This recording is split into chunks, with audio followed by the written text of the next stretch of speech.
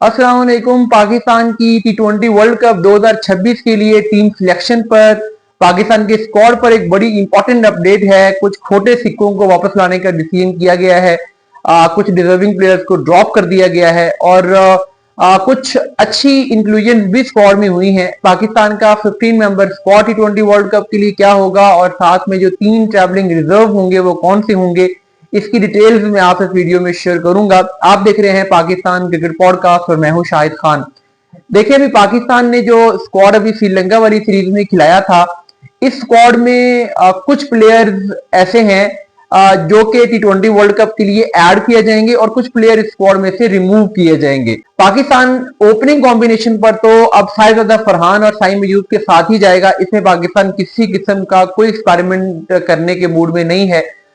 इन दोनों ने कुछ हद तक परफॉर्म भी किया है। साइम अयूब का बीच में एक बहुत लंबा लीन पैच आया एशिया कप के राउंड, लेकिन उसके बाद जब होम सीरीज आई है साउथ अफ्रीका वाली सीरीज से, उन्होंने दोबारा से बिल्डअप किया, रन किए हैं। और एक बात मैं यहाँ पे और बता दूं कि बहुत सारे लोग जब साउथ अफ्रीका की टीम पाकिस्तान में खेल रही थी तो कह रहे थे बी टीम है, सी टीम है। हालांकि टेस्ट टीम उन्होंने पूरी जो पाकिस्तान में खिलाई थी वही टीम उन्होंने इंडिया में खिलाई और उस टीम ने पाकिस्तान से एक टेस्ट मैच हारा था, लेकिन इंडिया को उसने दोनों मैचेस हराए। फिर इसी तरह से अगर आप उनकी टी20 और ओडीआई की टीम देखें तो आज जो इंडिया से ओडीआई मैच उनका हो रहा है उसमें 9 प्लेयर प्लेइंग 11 में वही हैं जो कि पाकिस्तान के खिलाफ प्लेइंग 11 में भी शामिल थे, यानी सिर्फ 2 प्लेयर उन्होंने और ऐड किए हैं। तो अपनी फतवाहत को, अपनी जीत को इस तरीके से अंडर एस्टिमेट ना करें, अंडरमाइन ना करें, इससे आपकी क्रिकेट को ही नुकसान होता है।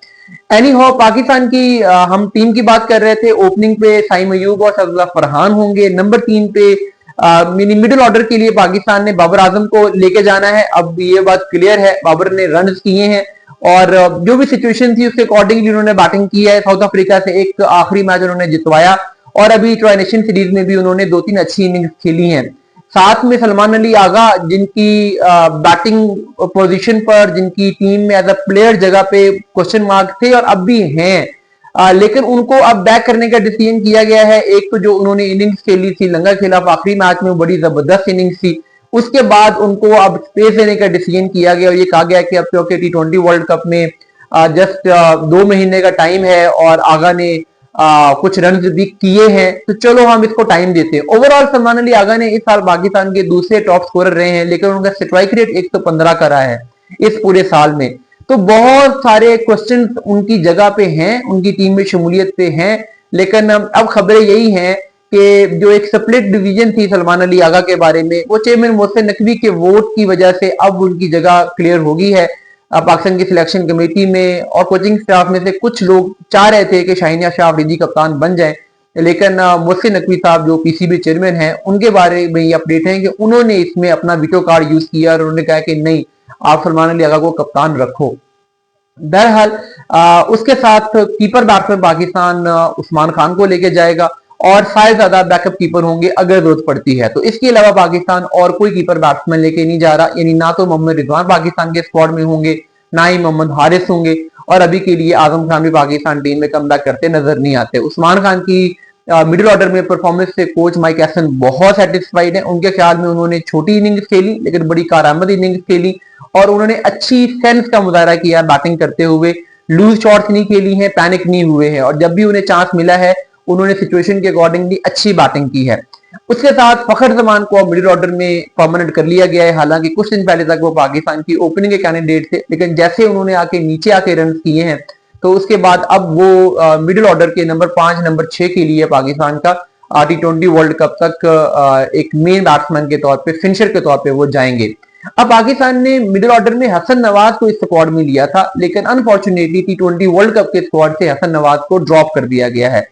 कोच माइक हैसन मुतमिन नहीं है। उन्होंने जितना टाइम उनके साथ गुजारा है, जो उनको कुछ असाइनमेंट दी थी, कुछ गोल दिए थे, हसन नवाज उस तरीके से उन चीजों को पूरा नहीं कर सके। मैं ग्राउंड के अंदर परफॉर्मेंस की बात नहीं कर रहा, ग्राउंड के बाहर नेट्स में, कायरज़म ट्रॉफी में जो कुछ उन्हें कहा गया था करने को, वो कोच माइक हैसन उनके रिजल्ट से सेटिस्फाई नहीं है, उन्हें अब ड्रॉप किया जा रहा है। और एक और अनफॉर्चुनेट चीज ये हो रही है कि अब्दुल समद, जो कि पाकिस्तान की इस ट्राई नेशन सीरीज का इनिशियली पार्ट थे, बाद में वो इंजर्ड होकर बाहर हुए, उनको भी पाकिस्तान टी20 वर्ल्ड कप के लिए नहीं लेके जा रहा है, क्योंकि कहा यह जा रहा है कि अभी तो अनफिट हैं, फिर आएंगे, पता नहीं स्कोर होगा नहीं होगा, फॉर्म में होंगे नहीं होंगे, तो इसलिए अभी हम उनको T20 वर्ल्ड कप में आने का रिस्क नहीं लेते। तो फिर सवाल यह है कि मिडिल ऑर्डर में बैकअप ऑप्शन कौन होगा। यानी अब इस स्क्वाड में ना तो कोई ओपनिंग का बैकअप है, और अब तक जो मैंने बताए हैं ये तो सारे प्लेइंग 11 में आ जाएंगे। बाबर 3 पे, उसके बाद आगा 4 पे, उस्मान 5 पे और नंबर 6 पे फखर। तो बैकअप के तौर पे पाकिस्तान शादाब खान को ले रहा है, और शादाब खान को एज अ बैट्समैन बैकअप के तौर पे लिया जा रहा है। ये बड़ी हैरानकुन बात है। और वो पाकिस्तान के T20 टीम में वाइस कैप्टन तो होंगे या नहीं होंगे, इसके बारे में भी तो अभी छोटी नहीं है, लेकिन वो स्क्वाड में as a backup middle order batsman जाएंगे। तो जरूरत पड़ने पर फखर जमान को ओपनिंग पे प्रमोट किया जा सकता है, बाबर आजम को ओपनिंग पे प्रमोट किया जा सकता है, और शादाब खान को मिडिल ऑर्डर में इंडक्ट किया जा सकता है। पाकिस्तान सिर्फ एक ही बैटिंग में बैकअप ऑप्शन लेके जाएगा, वो शादाब खान होंगे। फिर आगे ऑलराउंडर आ जाएंगे, मोहम्मद नवाज आ जाएंगे और फहीम अशरफ आ जाएंगे, जो कि ऑटोमेटिक चॉइसेस हैं। फहीम अशरफ पर बहुत सारे लोगों को ये लगता है कि वो यूटिलिटी प्रोवाइड नहीं कर पा रहे हैं, बट दो लोग हाईली सेटिस्फाइड हैं। एक माइक हैसन, उनको ये लगता है कि हम जो उसको रोल दे रहे हैं वो परफॉर्म कर रहा है, उसको जितना के चांस मिलता है, जो हमें चाहिए है वो करता है। और इसके अलावा दूसरे पर्सन कौन है वो मैं नहीं बता सकता। उसके बाद आगे चलते हैं, फहीम अशरफ और मोहम्मद नवाज ऑलराउंडर। फिर पाकिस्तान की टीम में शादाब खान भी ऑलराउंडर के तौर पे प्लेइंग 11 में आ सकते हैं, लेकिन उनको एज अ बैटर ऐसे लिया गया है। और साथ में फिर पाकिस्तान दो स्पिनर्स को लेकर जा रहा है जो मेन 15 में है, और एक स्पिनर होगा जो कि ट्रैवलिंग रिजर्व में होगा, और एक ऑलराउंडर ट्रैवलिंग रिजर्व में भी होगा। ट्रैवलिंग रिजर्व की बात मैं बाद में करूंगा। तो पाकिस्तान दो ऑलराउंडर्स को इसमें ऐड कर रहा है, दो स्पिनर्स को ऐड कर रहा है, जिसमें इब्रार अहमद होंगे और उस्मान तारिक होंगे। ये जो दोनों स्पिनर्स हैं, ये पाकिस्तान के अब इसमें प्लेइंग 11 में इनमें से आमतौर पे एक ही खेलेगा और एक बाय होगा। कोई बहुत ज्यादा टर्निंग पिच आ जाए तो वहां पे पाकिस्तान इन दोनों को भी खिला सकता है कॉम्बिनेशन में। लेकिन बजाहिर अब क्योंकि नवाज खेलेंगे तो ऊपर साइम अयूब होंगे, तो नीचे एक स्पिनर होगा।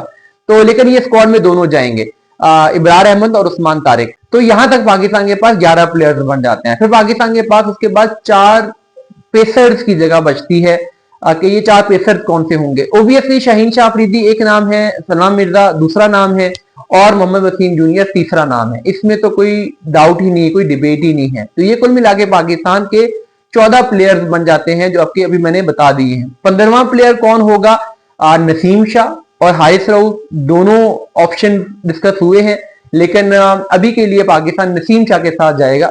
और नसीम शाह को जो चांसेस मिले हैं उन्होंने भी ठीक परफॉर्म किया है, बहुत अच्छा परफॉर्म नहीं किया, लेकिन उस लिहाज से तो फास्ट बॉलर्स के लिए विकेट नहीं थी। शाहीन से भी उतना अच्छा परफॉर्म नहीं हुआ, उतना अच्छा तो सलमान मिर्जा से भी परफॉर्म नहीं हुआ।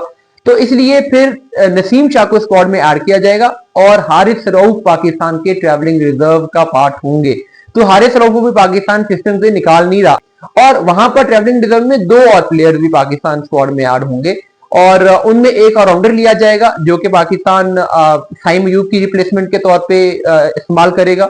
और अगर टॉप ऑर्डर में पाकिस्तान को ओपनर कोई इंजर्ड होता है तो वो प्लेयर एज अ ओपनर भी स्क्वाड में आ सकता है। तो वो प्लेयर है मास सदाकत, उन्हें गो एड दिया गया है, वो पाकिस्तान के लिए ट्रैवलिंग रिजर्व होंगे, मेन 15 का वो पार्ट नहीं होंगे। और एक पाकिस्तान ने और लेग स्पिनर को इसमें ऐड किया है, लेफ्ट आर्म लेग स्पिनर को, लेफ्ट आर्म रिस्ट स्पिनर कह लें, और वो है सुफियान मुकीम। क्योंकि मिडिल ओवर्स में विकेटें पाकिस्तान को चाहिए हैं। अभी पाकिस्तान इब्रार के साथ और उस्मान तारिक के साथ जा रहा है, लेकिन अगर इनमें से कोई बॉलर इंजर्ड हो जाता है, या जैसे उस्मान तारिक के एक्शन पर भी एक इशू है, वो बैन हो सकते हैं खुदा न खास्ता अगर कोई इस तरह की चीज होती है, तो सुफियान मुकीम बैकअप के तौर पे पाकिस्तान टीम के साथ ट्रैवलिंग रिजर्व के तौर पे जाएंगे, और कभी भी उनको स्क्वाड में ऐड किया जा सकता है।